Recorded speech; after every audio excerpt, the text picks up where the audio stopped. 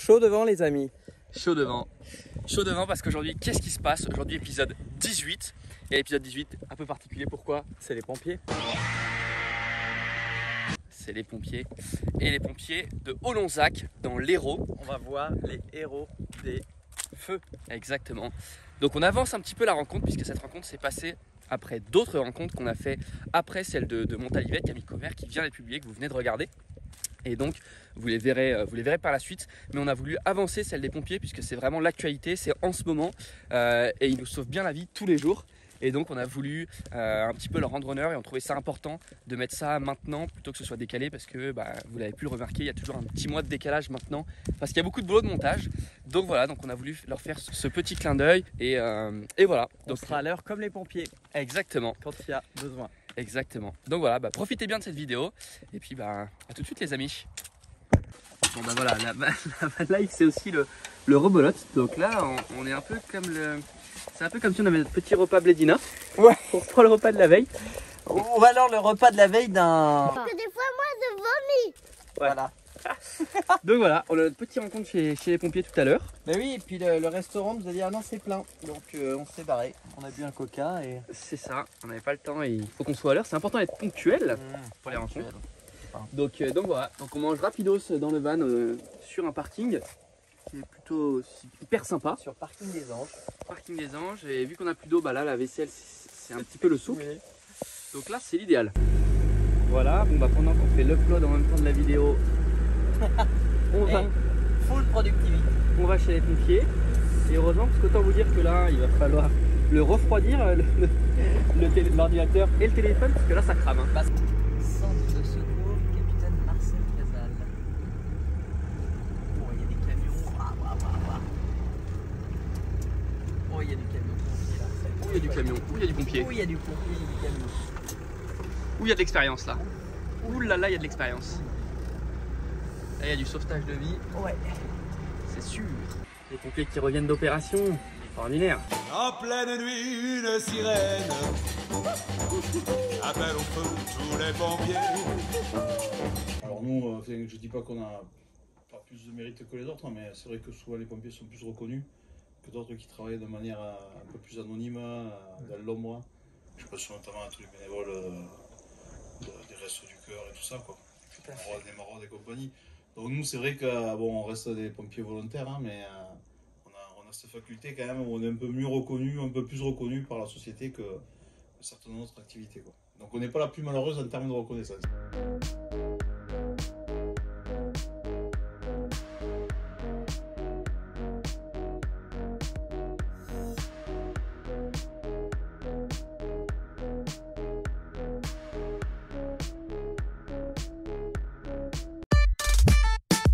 Là vous avez le standard. D'accord. Avec le l'alerte 18 qui arrive ici. Voilà. Non, le 18 arrive à Au Vaillocès, au 10. Il nous D'accord. transfère l'appel. Nous on ne reçoit que l'alerte. Voilà. Il tombe là. D'accord. On a le ticket d'impression ici. Le ticket de quoi? L'impression de l'alerte. D'accord. Qui sort C'est ça, ouais. voilà, comme ça, vous voyez. Là, par exemple, hier, c'était un feu de végétation sur la commune de Ferraz des Montagnes, fumée gris-orange, fumée couchée par le vent. Vous avez les coordonnées des FCI. Vous les reportez sur une carte, vous savez exactement où est le départ de feu. Et vous avez tous les véhicules au départ.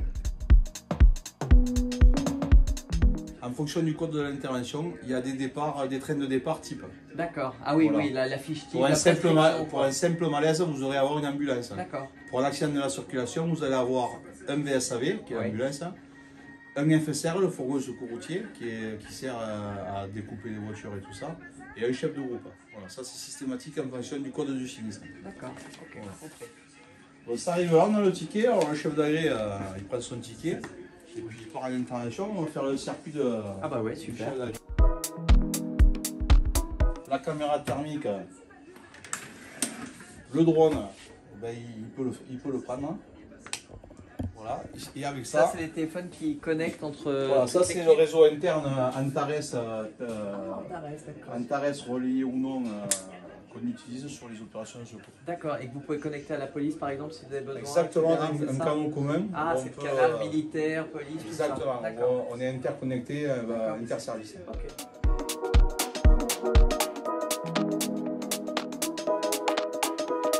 Messieurs, bonjour. Ah bah voilà, on voit le vestiaire femme. Et les femmes aujourd'hui ont trouvé largement leur place au sein de nos unités. Alors elles ont eu des difficultés comme dans tous les domaines, elles se sont battues pour y arriver. Mais en tous les cas aujourd'hui, me concernant, il n'y a plus de débat. Et je crois que c'est général. Nous on en a une quinzaine et elles nous amènent toutes quelque chose. Voilà. Et parfois même certaines sont beaucoup plus fortes que certains gars. Je connais cette théorie, oui. Voilà, donc, pour moi aujourd'hui, il n'y a même pas de débat homme-femme, qui que ce soit qui passe à la porte, à l'appareil, aucun jugement. Welcome on board. De la personne, ben voilà, le pompier se change là. D'accord. Ah.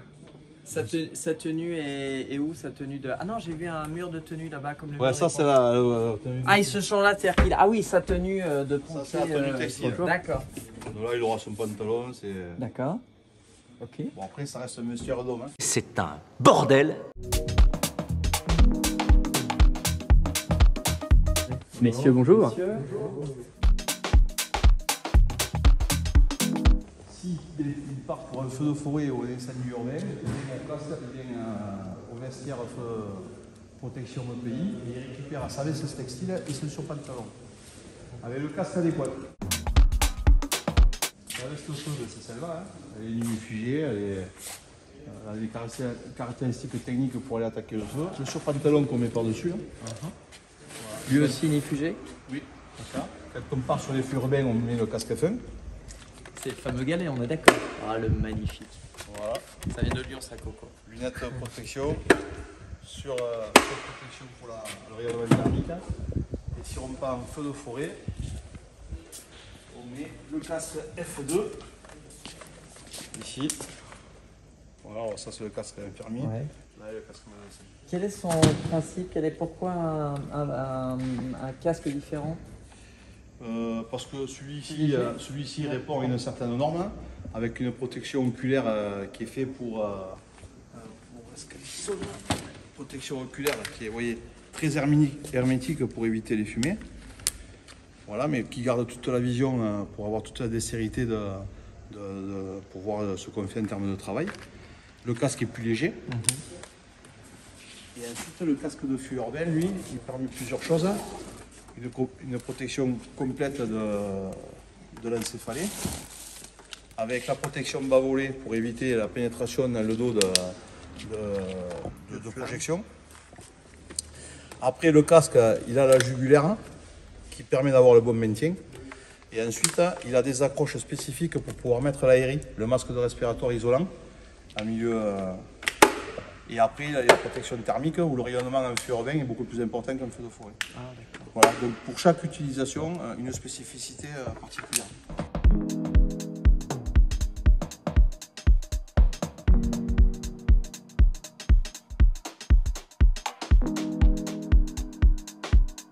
Ouais, on savait qu'on voulait faire la V2 de Destination Bien Commun en moto, la V3, on va la faire en camion de pompier. C'est pas mal. Ça, c'est le CCF, c'est un citerne feu de forêt. C'est ça. Voilà. Et donc il y a une réserve, ça c'est des camions d'attaque, avec une réserve de 3000 litres. Là, il y a 3000 litres là-dedans. Ouais. Il y a 4 personnes. On va le siège à l'arrière. Le chef d'agré, le conducteur. On prend de la hauteur, hein. Oui, c'est très haut.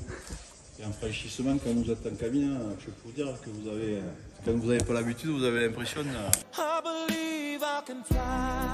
ça, c'est le ravitailleur d'eau, 15 000 litres. Ah oui, le CCGC. Voilà, camion citerne grande capacité. Ok, merci pour l'acronyme. Voilà. Alors, chez les pompiers, il y a plein d'acronymes. Ah oui, je vois. Je forme le mot WACT. Oui, là, c'est... Note, là, ça en fait de la douche. Hein. Ah oui, là celui-ci a la particularité de... Ah bah là, c'est pour un autre type de... Voilà, de festivité. Ouais. C'est pour la cohésion, ça c'est la cohésion. C'est indispensable. Une fois que vous avez éteint les feux de forêt, vous allumez les feux de joie. Et là, vous avez un dispositif de descente hydraulique, là, et vous avez une piscine. Et donc, on monte la piscine, et comme ça, le camion, en fait, il a une vanne de vidange rapide. On ouvre l'eau dans la piscine, Le camion se vide dans quelques minutes. Ah, il va chercher. Et après, les camions et vous, citernes vous allez font leur pomper dedans. rotation aux piscines et nous, on n'a plus qu'à alimenter la piscine. Voilà, Ok. c'est une stratégie de lutte de feu de forêt. D'accord. Voilà. Tu regardes le véhicule infirmier médecin. Et là, vous êtes passé à l'hybride ou pourquoi Non. il est branché? Ça, c'est le matériel qui est branché à l'intérieur. Ah, d'accord. Ça maintient les batteries en charge. D'accord, ok. Voilà. Ça permet que la voiture, normalement, démarre tout le temps. Ok, Pareil pour l'ambulance. d'accord. Ça met en charge le matériel. Vous allez retrouver en termes de matériel biométrique aspirateur de mucosité qui doit être en charge permanente. Le DGT7 qui est l'électrocardiogramme et le défibrillateur pour envoyer des décharges électriques en cas d'arrêt cardiaque. Ah, le foie. Et ça reste en permanence en charge.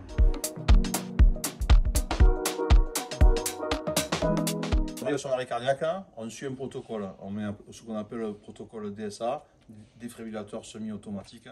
Le secouriste, c'est exactement ce qu'il a à faire.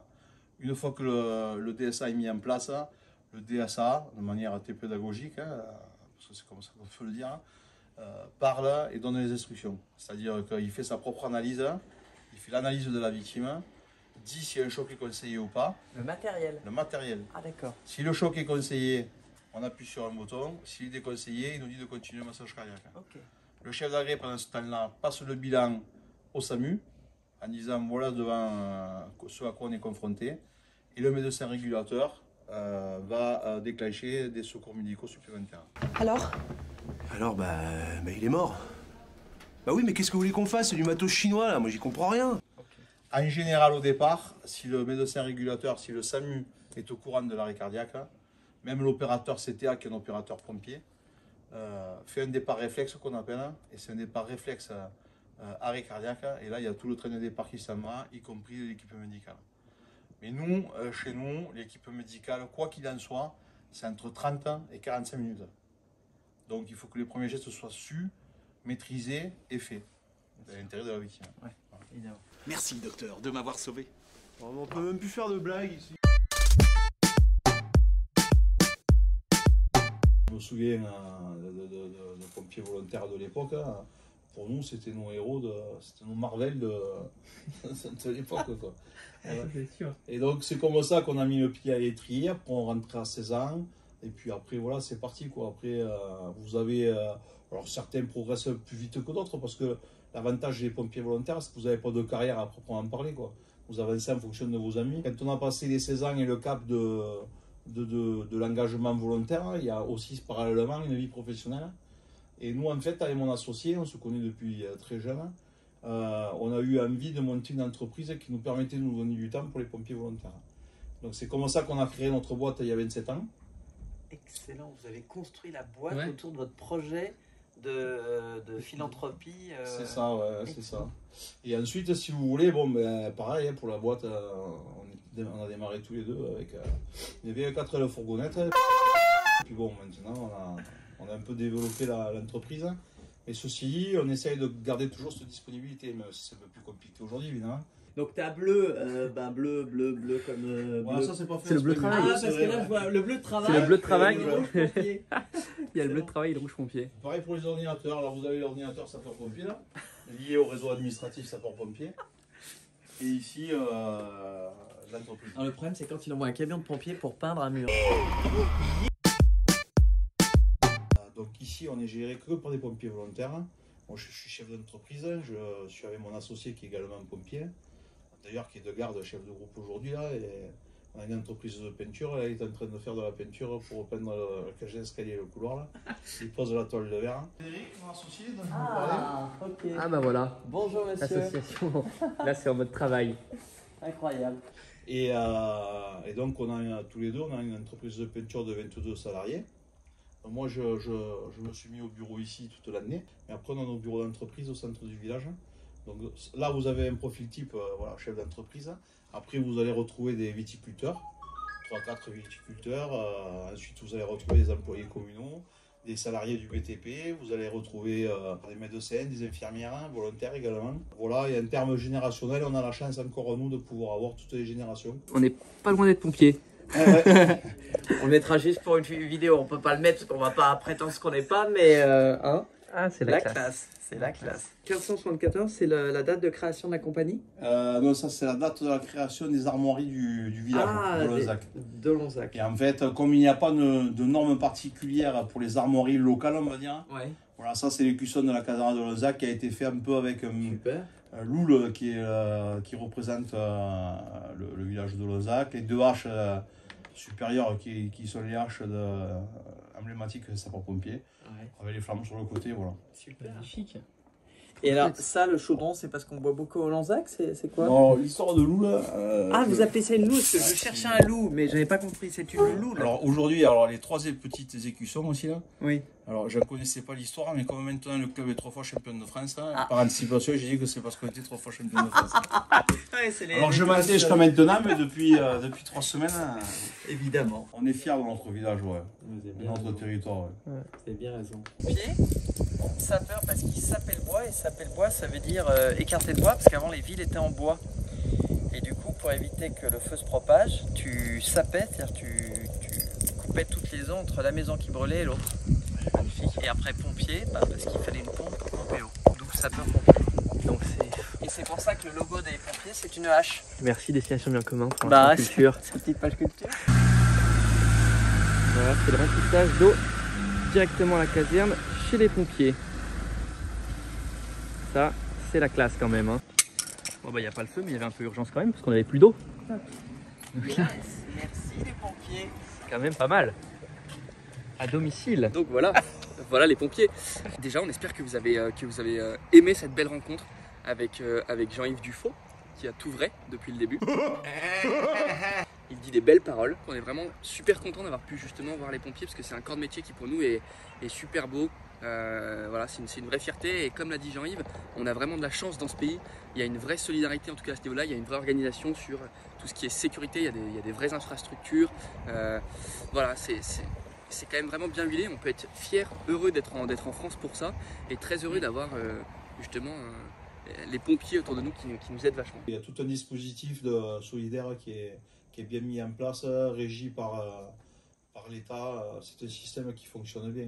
On sait à quoi servent nos impôts, pour le bien commun, ça c'est très très très concret. Exactement. Donc toi Padré, qu'est-ce qui t'a touché, qu'est-ce qui t'a marqué dans cette rencontre? Ce qui m'a touché et impressionné, c'est cette double organisation, vocation et l'entreprise structurée pour être au service de l'envie première qui était, depuis 16 ans, vous l'avez vu, d'être au service.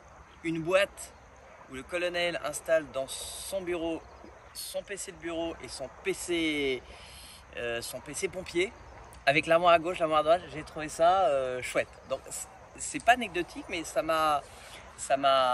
j'ai dit c'est chouette, c'est chouette, on peut concilier les deux, voilà. Et la deuxième chose, je crois que ce qui m'a bluffé, c'est l'énergie positive qui s'est dégagée de ce colonel.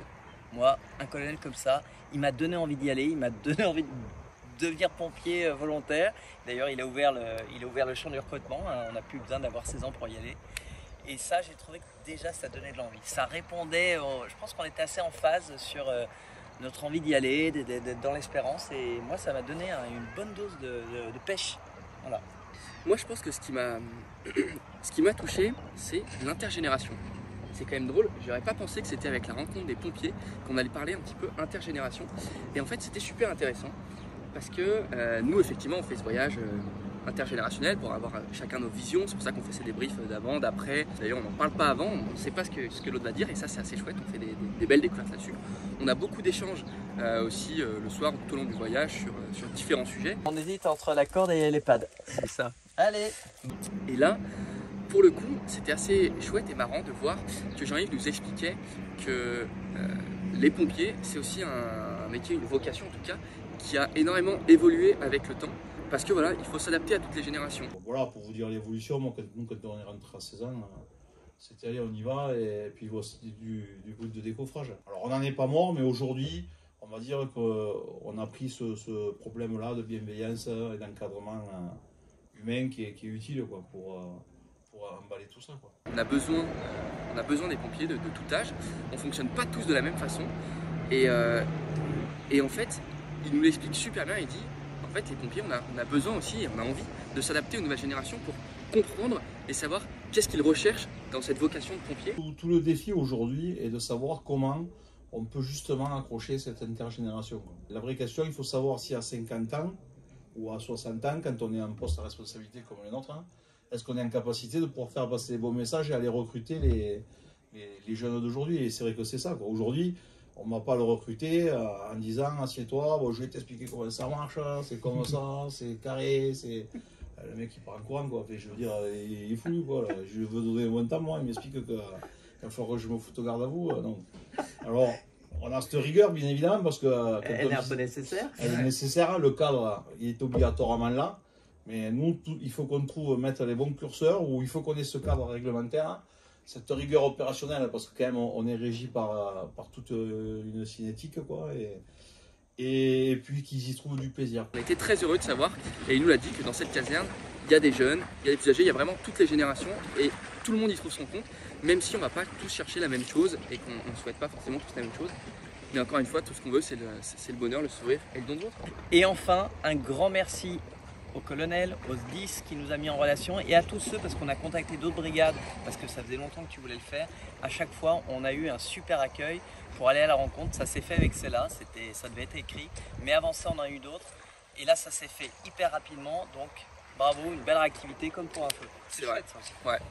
Donc c'est vrai qu'on les remercie énormément pour cette belle rencontre, mais je pense un merci aussi de la part de tous les Français, pour tous les pompiers qui sont mobilisés, parce que c'est vrai que c'est hyper important. Là effectivement on parle en ce moment des feux en Gironde qui sont très importants, et les pompiers c'est vraiment essentiel pour ça, mais comme il nous l'a dit, 5%. Les feux c'est 5% environ, 80% c'est aussi de l'aide à la personne, voilà, un accident de la route, une chute quelque part, il va y avoir des malaises, enfin, il y a énormément de choses, et les pompiers sont toujours là pour nous aider. Et encore, comme il nous l'a dit encore une fois, ils ne sont pas là pour faire un jugement de valeur, pour savoir pourquoi ça s'est passé comme ça, qu'est-ce qui aurait pu être évité en arrivant en étant négatif et en jugeant la situation et la personne. C'est vraiment moi, mon travail, mon mojo, c'est d'aider l'autre. Et voilà, donc un grand merci à tous les pompiers pour le travail qu'ils font au quotidien. C'est vraiment courage et dévouement, des héros. Servir ou sauver ou périr. Oh. Yes. On vous dit à bientôt dans un prochain épisode. Aimez, commentez, partagez et surtout faites-vous du bien. Ciao. Ciao, ciao. On a fait des tuyaux, bien lancé de la grande échelle.